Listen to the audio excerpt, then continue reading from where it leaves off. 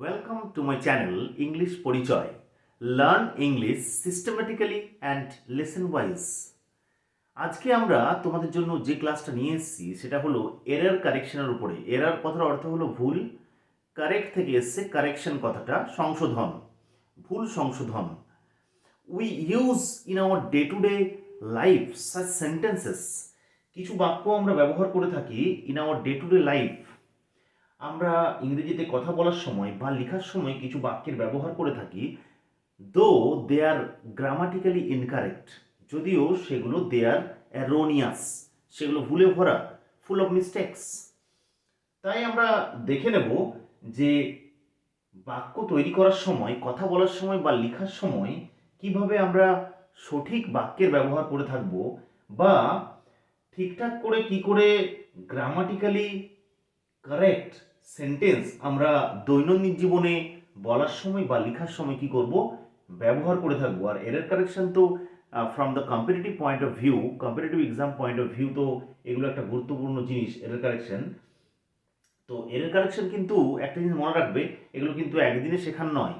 পুরো গ্রামারটাকে, ইংরেজি গ্রামারটাকে পুরো সিস্টেমেটিক্যালি শিখতে হবে, তাহলেই এররটা কি করতে পারবে, you can spot the error in the sentence.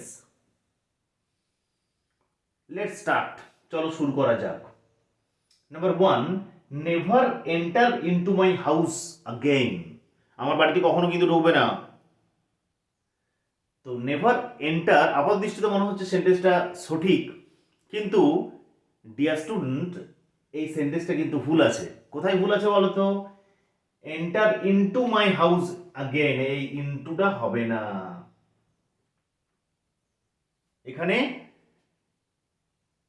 Into নামক প্রিপোজিশনটা ইনসার্ট করা আছে, যেটা এখানে কি করতে হবে, ইউ হ্যাভ টু ওমিট ইট, তোমাকে বাদ দিতে হবে। তাহলে পুরো আসল বাক্যটা কি হবে, নেভার এন্টার মাই হাউস अगेन, আমার বাড়িতে কখনো ঢুকবে না, এই প্রিপোজিশনটা ব্যবহার করা হবে না, অনেকে ভুলভাল ব্যবহার করে থাকে।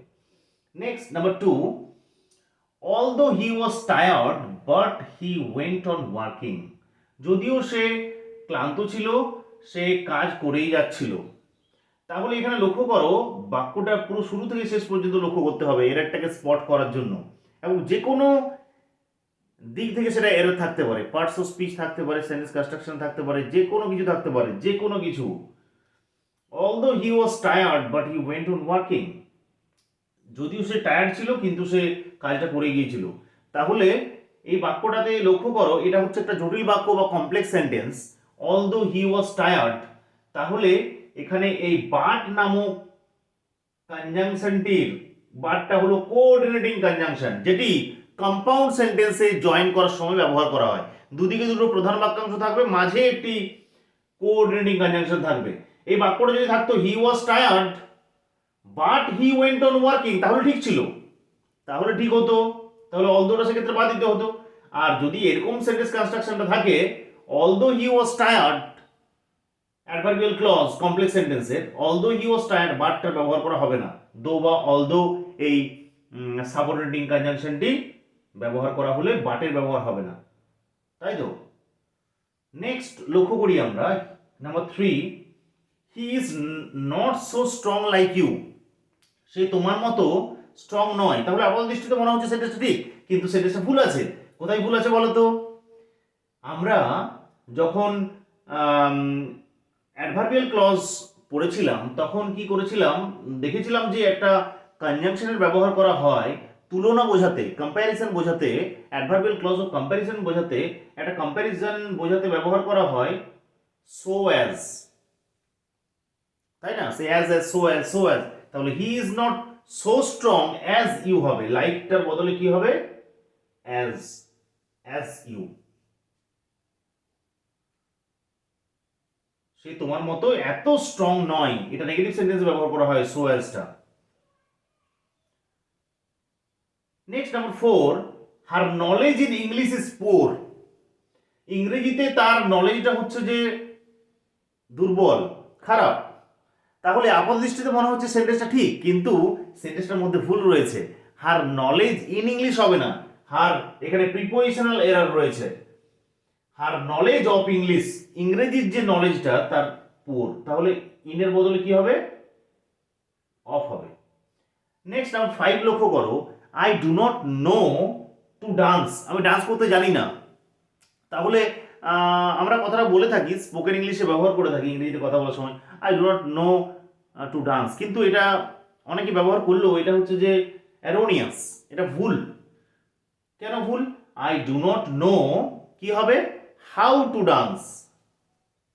আই ডু নট নো এখানে কি হবে, হাউ টু ডান্স, আমি জানি না কিভাবে নাচ করতে হয়। এটা কমপ্লেক্স সেন্টেন্স, জটিল বাক্য।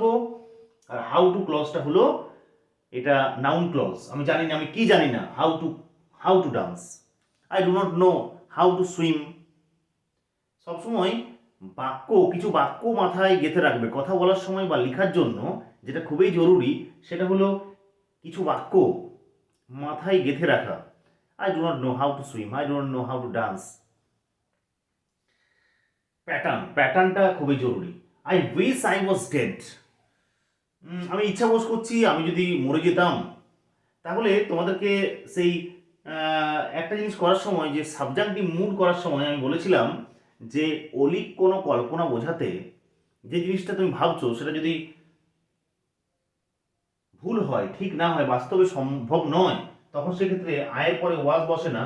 যদিও সিঙ্গুলার আয়ের পরে ওয়াজ বসা উচিত ছিল, আয়ের পরে কি বসে সেক্ষেত্রে were. I wish I were a bird, I were dead. Stop to write, লেখা বন্ধ করো। স্টপ টু রাইট, লিখতে বন্ধ করো। তাহলে আমাদের কিন্তু লিখতে বন্ধ করো নয়, লেখা বন্ধ করো।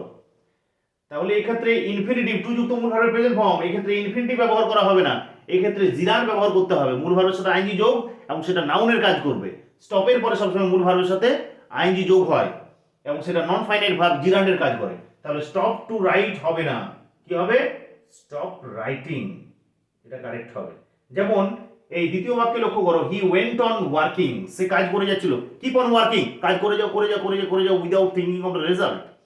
কিপ অন ওয়ার্কিং, কিপ অনের পরে মূল ভাবের সাথে আইএনজি বসে। Keep on working, went on, go on, carry on. Next number 8, she is suffering for 5 days, সে 5 দিন ধরে ভোগ করছে।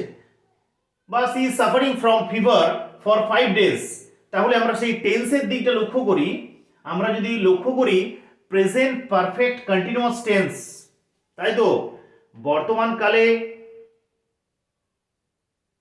অতীতে শুরু হবে, বর্তমানকালে কিছু সময় ধরে নির্দিষ্ট বা অনির্দিষ্ট সময় ধরে কাজটা চলছে। তাহলে প্রেজেন্ট পারফেক্ট কন্টিনিউয়াস টেন্স হয়। সেক্ষেত্রে সেন্টেন্স স্ট্রাকচারটা তাহলে এখানে ভোগ করছে, 5 দিন আগে জ্বরটা শুরু হয়েছে, 5 দিন ধরে চলছে, কিন্তু অতীতে শুরু হয়েছে, কাজটা বর্তমানে চলছে। প্রেজেন্ট পারফেক্ট কন্টিনিউয়াস টেন্স, সেক্ষেত্রে সেন্টেন্স স্ট্রাকচারটা কি হবে, এক্ষেত্রে প্রেজেন্ট কন্টিনিউয়াস ব্যবহার করা হবে না, এটা ভুল। সি ইজ সাফারিং এর বদলে সি হ্যাজ বিন সাফারিং, এক্ষেত্রে হ্যাজ বিন বা হ্যাভ বিন এর ব্যবহার হয়, সি আছে বলে হ্যাজ বিন হলো।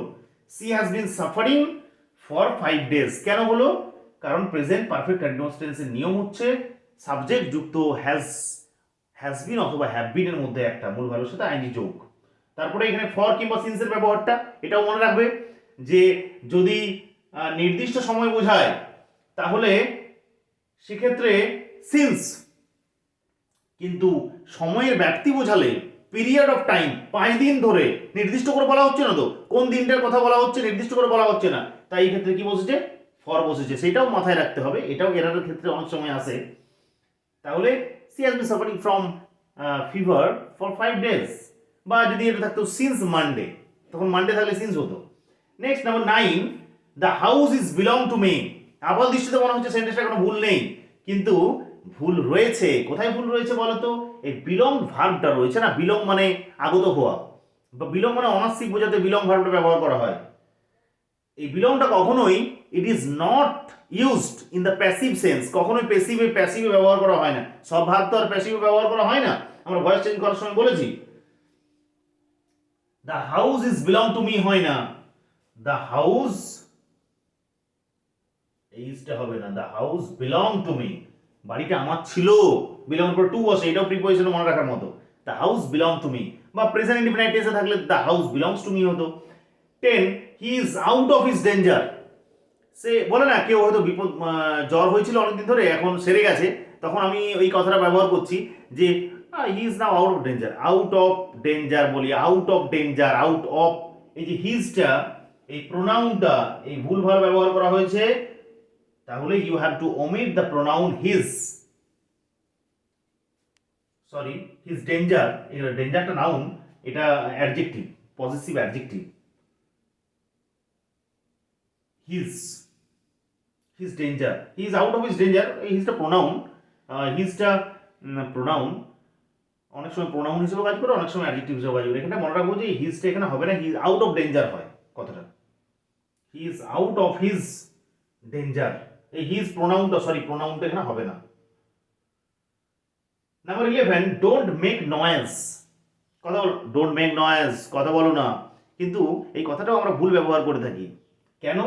ডোন্ট মেক নয়েজ হয় না, ডোন্ট মেক আ নয়েজ, এখানে একটি আর্টিকেল বসবে। কি আর্টিকেল বসবে? এ অ্যান্ড দি, এগুলো কিন্তু গুরুত্বপূর্ণ জিনিস গ্রামারের, প্রত্যেকটা জিনিস যদিও গুরুত্বপূর্ণ।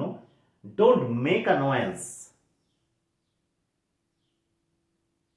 শব্দ করো না, একটি শব্দ করবে না, don't make noise, be silent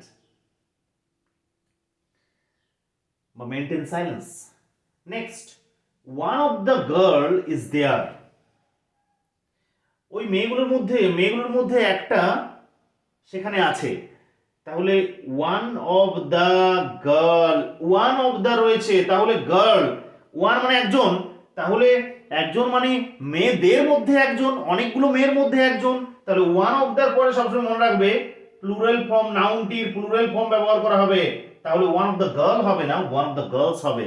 আর এখানে ভার্বটা কিন্তু কি হবে? সবসময় সিঙ্গুলার হবে, এটা ঠিক আছে, ভার্বটা একবচন আছে, একজন বোঝাচ্ছে, অনেকগুলো মেয়ের মধ্যে একজন, তাহলে ওয়ান অফ দ্য পরে প্লুরাল ফর্ম ব্যবহার করা হবে এবং ভার্বটা সিঙ্গুলার হবে। One of the girls is there, one of the boys has done this. Where you are coming from, তুমি কোথা থেকে আসছো? Where were you coming from, where you are coming from ব্যবহার করে থাকিস, প্রত্যেকে অনেকেই ব্যবহার করে থাকেন এটা, কিন্তু দিস ইজ গ্রামাটিক্যালি এরোনিয়াস, এটা ভুল। কেন ভুল? কোথায় ভুল রয়েছে? আমরা জানি আই অ্যামটা হলো অ্যাসার্টিভ সেন্টেন্স, সাবজেক্ট যুক্ত সাহায্যকারী ক্রিয়া, সেটা ফুল স্টপ, কিন্তু এম আইটা হলো ইন্টারোগেটিভ ফর্ম, মানে সাহায্যকারী ক্রিয়াযুক্ত সাবজেক্ট হচ্ছে প্রশ্নবোধক সেন্টেন্সের কনস্ট্রাকশন নিয়ম। তাহলে হোয়ারটাকে বাদেই দিয়ে দাও, ডাব্লিউএইচ ওয়ার্ড দিয়ে প্রশ্নটা শুরু হয়েছে, হোয়ার দিয়ে, ইউ আর, তাহলে ইউ আর কি হবে? ইউটা সাবজেক্ট আর আরটা হলো সাহায্যকারী ক্রিয়া, তাহলে প্রশ্নবোধক বাক্য চিহ্ন রয়েছে, তাই তো? ডাব্লিউএইচ ওয়ার্ড দিয়ে প্রশ্নটা শুরু হয়েছে, তাহলে ইউ আর হবে না, কি হবে এখানে? ইউ আরটার বদলে এটা হবে are you. Where are you coming from, তুমি কোথা থেকে আসছো? Where are you coming from? Where are you coming from? Number 14, I am too glad to see you. এটাও আমরা ব্যবহার করে থাকি, আমার খুবই আনন্দ হচ্ছে তোমাকে দেখে, I am too glad to see you, কিন্তু এটা ইনকারেক্ট, গ্রামাটিক্যালি ইনকারেক্ট। কোথায় ইনকারেক্ট রয়েছে? I am too glad হয় না, টু এবং টু এর ব্যবহারটা, টি ডাবল টু আর টু এর ব্যবহারটা কখন হয়? যেমন সে এতই বাচ্চা যে সে গাছে উঠতে পারে না, হি